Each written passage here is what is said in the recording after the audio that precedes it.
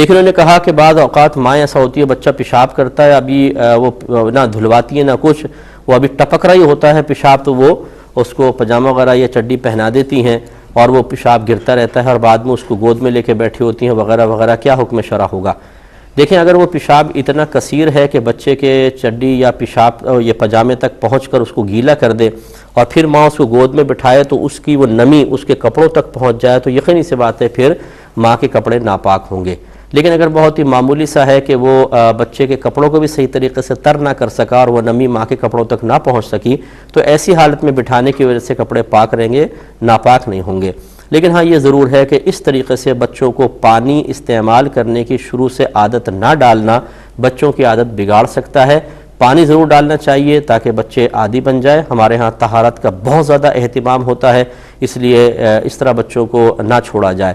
اور ہاں یہ آپ کے خیال میں اس کی تائید نہیں کروں گا کہ جب ماں اس طرح بچپن سے ایسا کرتی ہیں تو بڑے ہو کر بھی بچے یہ عادت اپنا لیتے ہیں، کیونکہ بڑے ہو کر تو بچپن کی چیزیں تو یاد بھی نہیں رہتی کہ کیا ہوا تھا اور کس طریقے سے کیا تھا. ہاں یہ وہ تو پھر باہر کے اثرات بچے قبول کر لیں کوئی الگ بات ہے، لیکن فرض کر لیں ہو سکتا ہے آپ کے سامنے کوئی ایسا کیس ہو تو ہے یہ غیر مناسب کہ بچوں کو طہارت نہ کروائی جائے، پانی استعمال نہ کیا جائے اور ایسے ہی بچوں کو چڈی پہنا دی جائے، یہ مناسب نہیں ہے.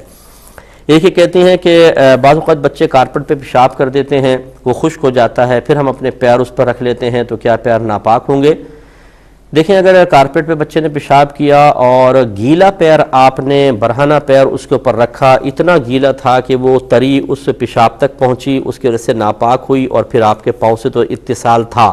تو پھر تو آپ کے پاؤں ناپاک ہو جائیں گے. اور اگر ایسا نہیں ہے بلکہ بعض اوقات ایسا ہوتا ہے ہم کہیں سے چل کر آ رہے ہوتے ہیں تو وہ گیلا پن تو فرش پہ رہ جاتا ہے، بہت ہلکی سی نمی سی رہ جاتی ہے اور پھر اس خشک پیشاب پہ ہم کھڑے ہو جائیں تو پھر یہ گمان نہیں ہے کہ وہ گیلا پن پیشاب تک پہنچ کر پھر آپ کے پاؤں تک پہنچ کے اس کو ناپاک کرے گا. پھر یہ زیادہ ہم کہیں گے بھی احتیاط کرنی چاہیے، لیکن اس صورت میں پاؤں ناپاک نہیں ہوں گے، لیکن احتیاط اچھی کرنی چاہیے.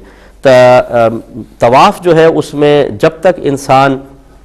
پیدل چلنے پر قدرت رکھتا ہے اس کو حکم شرع یہ ہے کہ وہ ویل چیئر وغیرہ پر نہیں کر سکتا. تھکاوٹ کوئی ایسا عذر نہیں ہے کہ جس کی وجہ سے ویل چیئر استعمال کریں. اگر تھک گئے ہیں تو تھوڑی دیر بیٹھ جائیں، اس کے بعد پھر طواف شروع کر لیں تو اور جو چکر ہو چکے ہیں وہ ہو جائیں گے، ان کو دوبارہ دہرانے کی حاجت نہیں ہے. اگرچہ افضل یہ ہوتا ہے کہ اگر ایک دو چکر تھے تو دوبارہ دہرا لیں، لیکن تھکاوٹ وغیرہ اتار کر اپنے پیروں سے چل کر ہی طواف کریں، ویل چیئر پہ طواف نہ کیا جائے.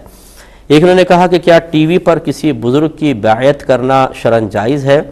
جی ہاں، جائز تو ہے، بالکل اس کا کوئی انکار نہیں کر سکتا، لیکن وہ بزرگ واقعی اس قابل ہوں کہ جن کی بیعت کی جاتی ہے. کیونکہ بعض اوقات ہم صرف ایک بیان سن کر، کسی کی صورت دیکھ کر، کسی کی حیت دیکھ کر کہ انہوں نے بڑے مخصوص طریقے سے کچھ لباس وغیرہ پہنا ہوتا ہے، ہم متاثر ہو جاتے ہیں. اب ہمیں نہیں پتہ کہ ان کے اخلاقیات کیسے ہیں، یہ تعلیم و تربیت کی صلاحیت رکھتے نہیں رکھتے، ان کی علمی حیثیت کیا ہے، ان کے عقائد کا کیا معاملات ہیں. ہم فوراً بس سامنے ظاہر سے متاثر ہو کر ایسا کر لیتے ہیں. ہاں، اگر کوئی ایسے بزرگ ہیں جو طویل عرصے سے آپ ان کو دیکھ رہے ہیں، ان کی آپ نے تعلیمات سنی ہیں، آپ نے ان کے انداز کو دیکھا ہے، آپ نے ان کے عقائد کو پرکھا ہے، ان کی گفتگو سے آپ کے علم دین میں اضافہ ہوا ہے، تو یہ بالکل ایسا ہی ہے ٹی وی پہ تسلسل سے کسی کو سننا اور دیکھنا، جیسے آپ کسی کی مجلس میں بیٹھ کر صحبت اختیار کر کے ان کو واچ کرتے ہیں، جج کرتے ہیں، ان کا تجزیہ کرتے ہیں اور پھر ایک وقت آتا ہے کہ مطمئن ہو کر کسی سے بیعت کر لی جاتی ہے. اگر ایسی صورتحال ہے تو اس میں کوئی حرج نہیں ہے، ٹی وی پر بیعت ہو سکتی ہے.